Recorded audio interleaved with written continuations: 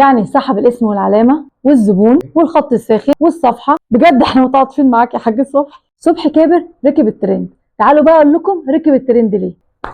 بس ملعوبه، صبحي كابر قدر يبيع محله ب 320 مليون جنيه حيطان وارض والاسم والعلامه التجاريه، وقلنا ماشي تجاره وبزنس، والتجاره شطاره، لكن تضحك علينا وعلى الصحافه وعلى الاعلام والسوشيال ميديا كله يتكلم عنك وتقول للناس ادعموني انا هبدا من الصفر وامي بتدعي لي، لكن تيجي تعيط قدام الكاميرا وتشتغلنا كلنا. اهو ده اللي مش عادي يا معلم صبحي. المعلم صبحي كابر عنده فرع في السعوديه بحوالي 300 مليون جنيه، وقلنا الله يسهله وربنا يوسع عليك يا عم صبحي. وعنده مزرعه المواشي اجمعيه الناس بتقول داخله مليار و800 مليون جنيه، وبرضه قلنا ربنا يوسع عليك وعلينا يا عم صبحي. لكن برضه تعيط وتقول ان انا انتهيت وهبدا من الصفر. ويا ترى شكل الصفر ده ايه؟ صبحي كابر انتهز فرصه الناس كلها اجازه عشان نصر اكتوبر وقال لك انا هركب الترند. المعلم صبحي وجه رساله للعالم العربي كله يوم الاجازه ان مطعم صبحي كابر ما بقاش بتاعه، وده طبعا ضرب المحل القديم والاسم القديم في مقتل. والمشتري الله يعينك على اللي انت فيه، اشترى برقم كبير حيطان وشويه كراسي وترابيزات، وفجاه طلع وقال ان المبنى والحيطان بتاعه المشتري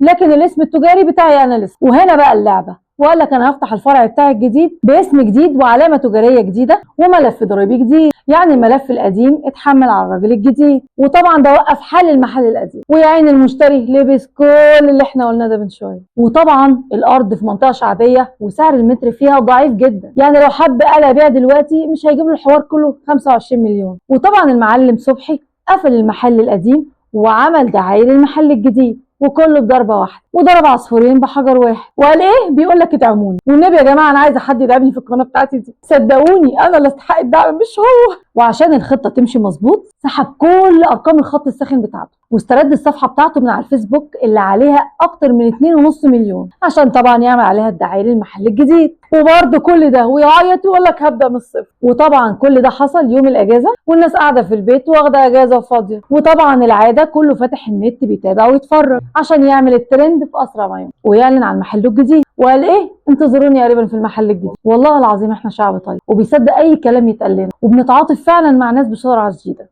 لكن مع احترامي الشديد، ذنب المشتري الجديد ده ايه؟ ياخد مكان موقوف حاله بالفعل ويكون مبلغ كبير جدا وهو اصلا المكان بمبلغ قليل جدا، واللي عامل سعر المبنى ده صبحي كابر. طبعا صبحي كابر اول ما يمشي المكان طبعا ملوش اي قيمه، يعني سحب الاسم والعلامه والزبون والخط الساخن والصفحه. بجد احنا متعاطفين معاك يا حاج صبحي. انا حبيت لازم اشارككم معايا واعرفكم كل الديتيلز دي، واشوفكم في الفيديو الجاي، ويا رب دايما اقدر افيدكم، والسلام عليكم.